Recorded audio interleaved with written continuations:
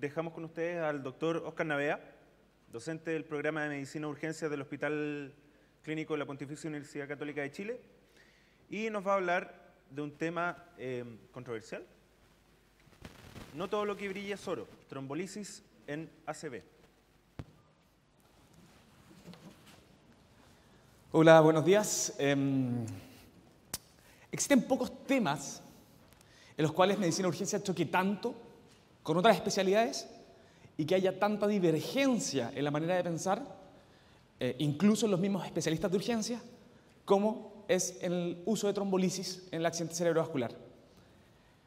Probablemente muchos de los asistentes que están acá, que son generales de zona o estudiantes todavía en el pregrado, no han tenido la oportunidad de tener la otra visión de la trombolisis. ¿Por qué? Porque esto se los pasan en las clases de neurología y les dicen que básicamente esta es la gran herramienta que existe para poder tratar a estos pacientes.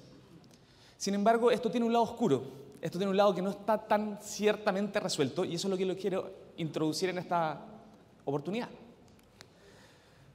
¿Para qué decir que las enfermedades cerebrovasculares son la principal causa de muerte en este minuto en Chile? Tanto el infarto agudo del miocardio como los accidentes cerebrovasculares no tan solo causan una gran cantidad de muerte, también una gran cantidad de secuelas desde el punto de vista físico y neurológico para los pacientes, ¿no es cierto? Por lo tanto, evidentemente que es un tópico altamente importante. Básicamente, una vez que uno tiene un accidente cerebrovascular, tiene una mortalidad que anda alrededor del 8% al mes, pero si llevamos al año ese paciente, tiene una mortalidad que ronda el 30%. Por lo tanto, no es fácil, ni tampoco es gratis, tener este accidente cerebrovascular. ¿Qué tan importante es este problema?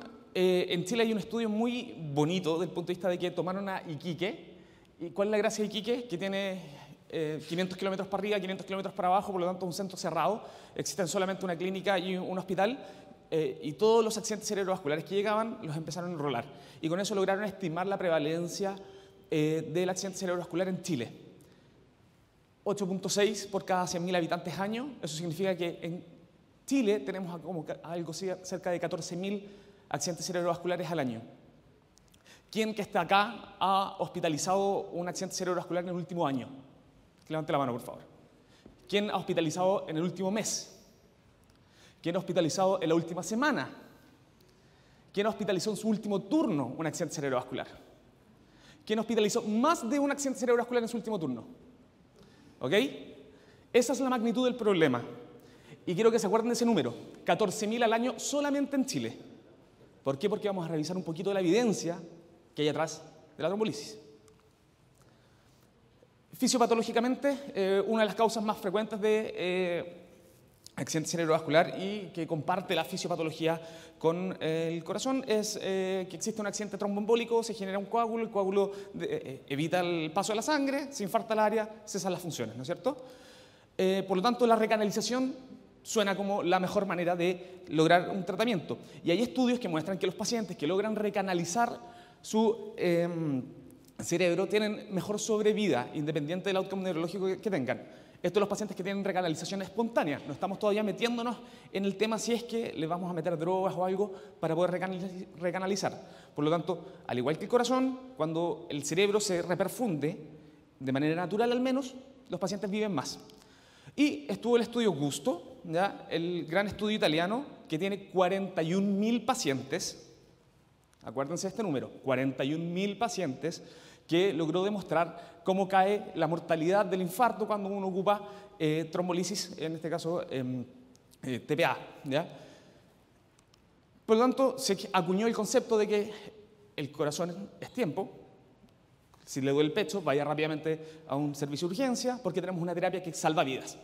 Y nadie en este minuto discute cuál es la utilidad de la terapia de reperfusión en el contexto del síndrome coronario agudo. Y los neurólogos fue challenge accepted. Ok, si los cardiólogos tienen algo que finalmente logra bajar la mortalidad y en teoría nosotros también tenemos que reperfundir y recanalizar, ¿funciona esto para nosotros?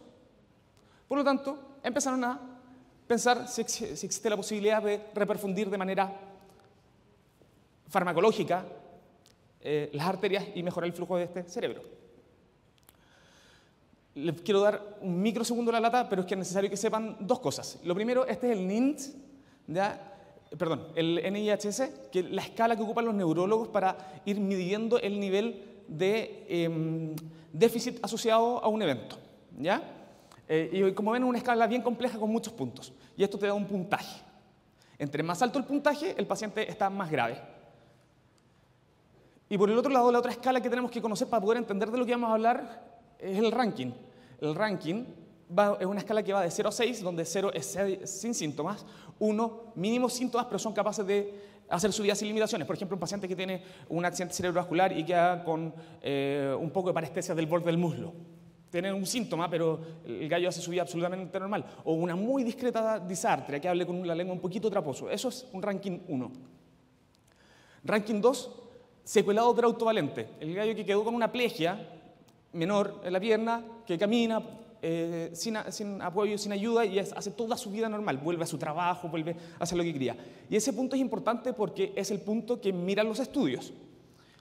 El outcome neurológico más importante en este contexto es que el tipo que tiene un accidente cerebrovascular pueda volver a ser funcional. Después ya un ranking 3 es un paciente que está moderadamente limitado, ya no puede hacer su vida 100% normal como la hacía antes, pero puede caminar sin asistencia, ese es un punto bien importante.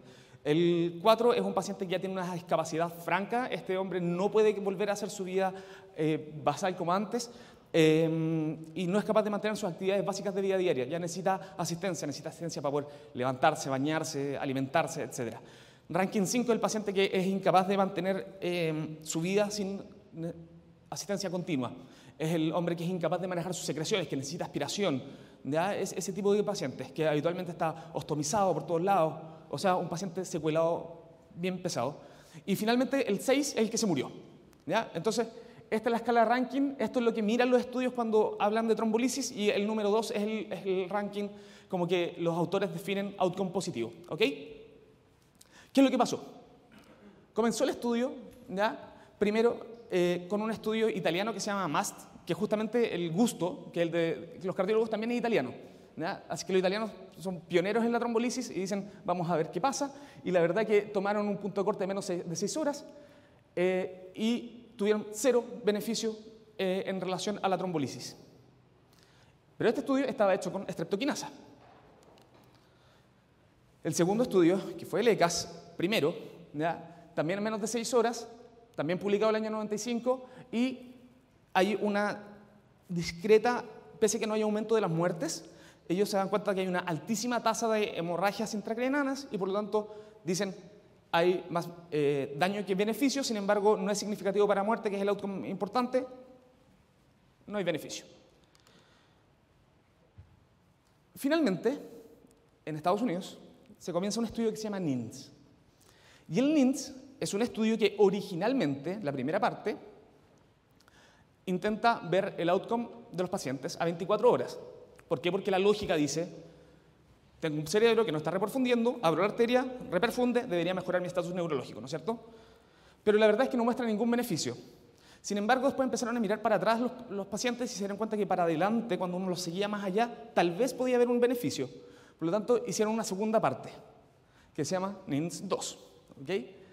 Y básicamente lo que hicieron estos autores, a diferencia de los otros estudios, es que ocuparon TPA en dosis más bajas y pusieron una ventana más corta que fue de 3 horas. ¿Okay?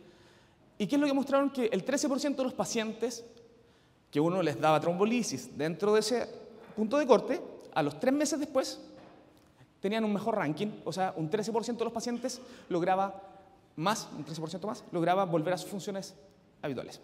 Entonces uno dice, bueno, tal vez no es un mal punto de corte, pero este estudio tiene varios problemas. Entonces tenemos esta primera parte, que fueron 291 pacientes, menos de 90 minutos inicialmente, y esa fue el estudio, o sea, la manera que dieron el TPA, ¿okay? Que es el protocolo actual.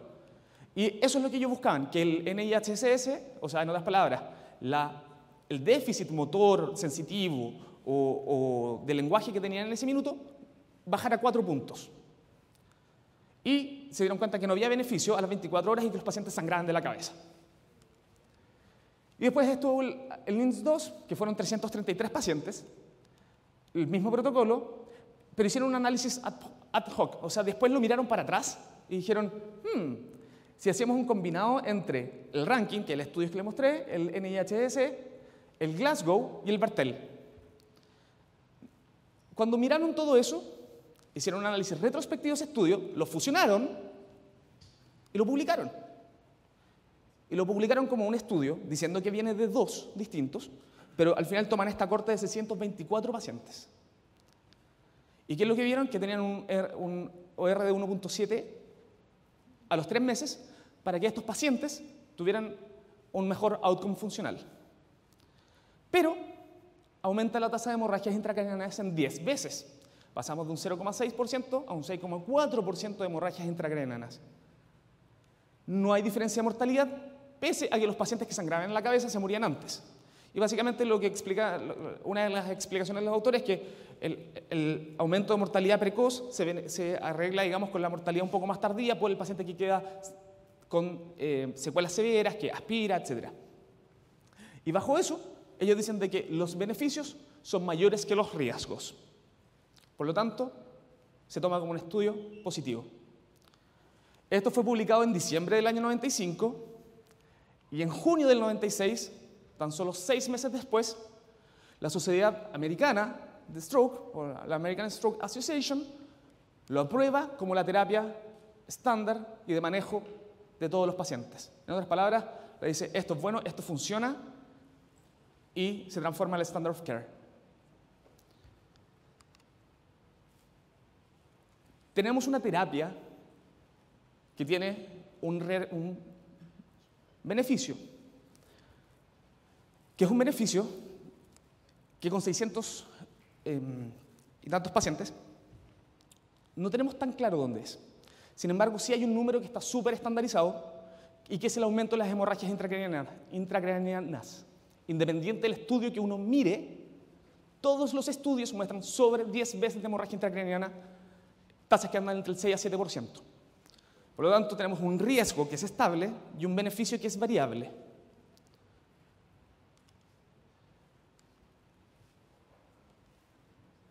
$6,4% en TPA, de los que tienen sangrado por culpa del TPA, más o menos un 45% de sus pacientes se muere. ¿Ok? Eso es lo que estamos hablando. Y esto es lo que estábamos conversando. Tenemos un riesgo que es estable, no importa si al paciente le doy el TPA en el minuto 1, en el minuto 20 o en el minuto 180, todos se mantienen con un sangrado estable independiente de los estudios, si es que lo hemos estudiado a la hora o a las 6 horas. Y un riesgo que va pasando. Pero el punto y la duda es, ¿cuál es el punto donde se cruza esa curva? ¿Estamos 100% seguros de que en ese sentido hay un beneficio? ¿A qué minuto? ¿A las 3 horas? ¿A las 2 horas y media? ¿A la hora? Porque además el NINDS es un estudio sucio. Es un estudio que tiene fallas metodológicas desde el momento que nació. Porque se publicó buscando un outcome para el cual no fue diseñado. Lo primero, hay que decir que de cuando nosotros hospitalizamos a un paciente diciendo es un accidente cerebrovascular, un 10 a un 15% de los casos no son un accidente cerebrovascular. El paciente convulsionó y tenía una parálisis de TOD, tenía algún déficit del sexto par metabólico, lo que sea. Ahora, de los que sí son accidentes cerebrovasculares, un 70% son de grandes vasos. Los infartos lacunares no se benefician de los trombolíticos. Y de estos, de ese 70%, un 50% son trombóticos. Y eso es algo que nosotros no estudiamos cuando hacemos un paciente con protocolo de stroke que se le hace el escáner sin contraste. Lo segundo es que este estudio tiene una falla con respecto al tiempo. Porque en el tiempo de enrolamiento de los pacientes, de partida tienen una muy alta tasa de pacientes que llegaron entre el minuto 0 y el 90, que es absolutamente fuera de la curva de distribución normal. Y cuando uno ve la distribución de paciente a paciente, cuando nos acercamos al minuto 90, la curva se dispara y después vuelve a bajar. Por lo tanto, puede haber modificación de datos. Lo segundo es que los pacientes más enfermos, del minuto 90 al 180, están en la rama de placebo. O sea, no hubo una distribución homogénea entre las dos ramas cuando se publicó este estudio. La tercera crítica grande que se le hace es que esto fue hecho solamente en centros académicos, en donde tú tienes una enfermera encargada de protocolo, un neurólogo al lado encargado de protocolo, no es el setting clínico en el cual estamos expuestos el día a día. Y lo más importante es que no tiene cambio en la mortalidad, y vimos que la mortalidad del stroke es altísima. Por lo tanto, la trombolisis no cambia mortalidad, cambia pronóstico neurológico, o podría cambiar pronóstico neurológico. Y el último es que es un estudio financiado por la industria. Y nosotros todos sabemos lo que significa actualmente. Se hizo un análisis gráfico con los mismos datos del NINDS. Y básicamente lo que muestra es esto, que si nosotros seguimos los intervalos de confianza, estamos en una zona gris en la cual los beneficios podrían estar bajo la línea del no efecto. En otras palabras, podríamos estar empujando TPA en pacientes que no se van a beneficiar y que van a seguir sangrando de la cabeza. Entonces, llevamos 3 estudios negativos, el NINDS 1-2, que a partir de la segunda fase se considera como positivo, y seguimos, 1996, el MAST en versión europea, también hecho con streptokinasa, que fue detenido por daño. Ellos pensaban enrolar 600 pacientes y lo cortaron antes porque se vieron que estaban sangrando demasiado. El ASC, que está hecho también con streptokinasa, menos de 4 horas, también detenido por daño. Ahí estamos hablando todavía del año 1996. Después estuvo el ECAS-2. La gracia del ECAS-2 es que fue hecho con TPA, en las mismas dosis y bajo el mismo protocolo que siguió el NINDS. Sin embargo, al seguir a las 6 horas, porque se dieron cuenta además que muy pocos pacientes llegan a las 3 horas del stroke, y eso es un clásico, ¿no es cierto? Se dieron cuenta que no había diferencia, pese a ocupar el mismo protocolo. Pero esto tiene una trampa, que cuando este estudio ya se estaba desarrollando, el statement, la declaración de la American Stroke Association hizo de que se generara un gold standard. Y al haber un gold standard, ellos no pudieron volver a estudiar qué es lo que pasaba contra placebo de la hora 0 a la 3. ¿Por qué? Porque es poco ético no darle un tratamiento que es un gold standard a un paciente. ¿Y qué es lo que muestra el ECAS-2? Que básicamente de las 3 a las 6 horas no hay beneficio. El Atlantis B y el A, que no tengo tan claro por qué, pero fueron publicados en ese orden, primero salió el B y después el A, que lo tuvieron que cambiar el B porque justamente se desarrolló y salieron entre medio también las normas de la ASA, ambos con resultados negativos, detenido por poco efecto y el Atlantis A detenido por daño, uno con corte de 3 a 4 horas, el otro menos de 6. Seguimos con resultados negativos. Y después aparece algo verde de nuevo, el ECAS-3. ECAS-3 es un estudio de 821 pacientes en los cuales midieron, dado que entre 6 a 6 no nos funcionó, veamos qué pasa con 4,5. Vamos tratando de estirar un poco el chicle. ¿Y qué es lo que pasa? Muestran que hay un 7% de beneficio absoluto en los pacientes que se tratan en esa ventana. Pero también aumenta la hemorragia intracraniana. El DIAS-2, entre 13 a 9 horas, sin diferencia, y el IGST-3, menos de 6 horas, sin diferencia. Estos 2 estudios también hechos con TPA. Mismo protocolo, 0,9 miligramos por kilo. Y hay un reporte muy importante que es un estudio hecho en Cleveland, hecho en un hospital comunitario, un hospital que podría ser el Sotero del Río, el San Juan de Dios, un hospital público. Y se dieron cuenta que los pacientes se morían 3 veces más y tenían un 16% de hemorragia sintomática. ¿Por qué? Porque básicamente llevamos estos estudios experimentales a la práctica clínica, al estar viendo un paciente cuando tenemos 20 pacientes más que ver, donde no tenemos una enfermera encargada de ir tomando las muestras y hacer todo tan rápido, ¿verdad? Y las tasas de hemorragia son inaceptables. Y el famoso ECAS-3, 821 pacientes como les contaba, pero ellos, eso sí, como el ECAS-2 no les había funcionado, la trataron de hacer un poco más estrictos. Sacaron todos los pacientes mayores de 80 años, sacaron todos los pacientes muy, muy graves. ¿Por qué? Porque los pacientes muy graves tienen más área de isquemia y también tienen más probabilidad de sangrado, tienen más tejido cerebral que está friable, por decirlo así. y que no tuviesen ningún anticoagulante, porque el NINDS te permite ocupar si es que está en rango de no anticoagulación. Y lo que vieron versus hora, esto es el beneficio y eso es el daño, y se dieron cuenta que hasta el minuto 270 el beneficio podría superar el daño. Pero estos gallos tienen una trampa. La gran trampa del ECAS-3 es que redefinieron hemorragia. Y la redefinieron así, como la principal razón para que el paciente se descompensara, no como hemorragia sintomática, que es lo que ven los otros estudios. No estamos ni siquiera hablando de hemorragia no sintomática. Estos son todos pacientes, los pacientes que hemos visto en NINDS, ese 6% es de hemorragia sintomática. Por lo tanto, estos pacientes podrían sangrar mucho y tener síntomas, pero si tú podías decir, no, pero mira, además tiene, no sé, se agarró una neumonía intrahospitalaria y tal vez por eso bajó su nivel de conciencia, puede que no haya sido la hemorragia, ¡pum!, para afuera. Y cuando uno hace un reanálisis del ECAS y uno ocupa los mismos criterios del NINDS, la tasa de sangrado es de 7.9, no el 2% que están dando ellos. Por lo tanto, lo que nosotros tenemos que evitar y lo que tenemos que tratar de buscar es no ser un killer. No ser nosotros el que va a empujar al paciente a una hemorragia intracraniana que lo puede matar. Es difícil trabajar con esto cuando es un standard of care, cuando todas las guías en este minuto, y sobre todo las guías desde el punto de vista neurológico, nos dicen paciente que lleva menos de 3 horas debe recibir trombolisis porque el paciente se beneficia claramente. Y paciente de entre 3 a 4,5 horas es muy probable que se beneficie dado esto y esto. Estamos tomados un poco de las manos porque no existe ningún otro estudio, que los 600 pacientes del NINDS que hayan resultado positivos entre 0 y 3 horas con trombolisis. 600 pacientes, en Chile tenemos 14.000, yo les aseguro que entre los que estamos acá trabajando en las urgencias, agarramos 600 pacientes en un mes.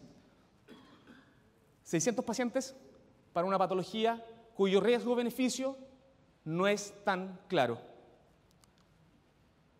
La idea de esto es generarle un poco de duda a ustedes, es tratar de no confundirlos, pero que por lo menos seamos un poco más críticos con respecto a la literatura. Pero tampoco los quiero dejar desanimados, porque también hay esperanza, ¿ya? Y la esperanza principalmente está en el lado de poner muy bien los recursos. Si es que vamos a trombolizar, estar muy de la mano de un equipo que nos soporte.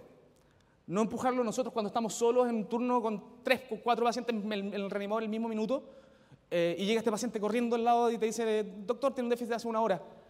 Ese paciente, si nosotros lo tomamos y no somos estrictos, puede tener muy malos outcomes. Seguir las reglas. Si es que se va a trombolizar, uno debe ser extremadamente estricto. Y muchos de los médicos que están en contra de la trombolisis, lo que hacen es ser tan estricto que uno empieza a sacar pacientes por cualquiera de los criterios que son extremadamente amplios. Por lo tanto, aquí sí que no hay que ser creativo. Aquí hay que seguir las reglas al pie de la letra. Y paciente que no cumpla un criterio, sale. ¿Por qué? Porque estos pacientes sangran más. Y lo otro es no ser nihilistas. Olvidarse que el stroke no hay nada que hacer. Acuérdense que estos pacientes no deben desaturar, no deben aspirar, no deben tener fiebre, deben estar lo más cerca a un control glicémico normal. Esas cosas sí cambian de a poco el pronóstico. Y lo más importante, que si es que vamos a poner plata, la plata tiene que estar acá. Unidades de stroke.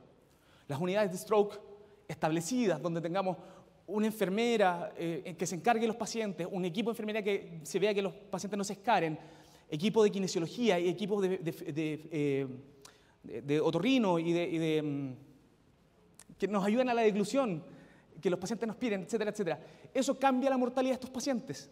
Tiene un NNT de 17, por cada 17 pacientes que yo meta, 1 no se va a morir. Y además estos pacientes, ninguno se va a dañar. Eso, gracias.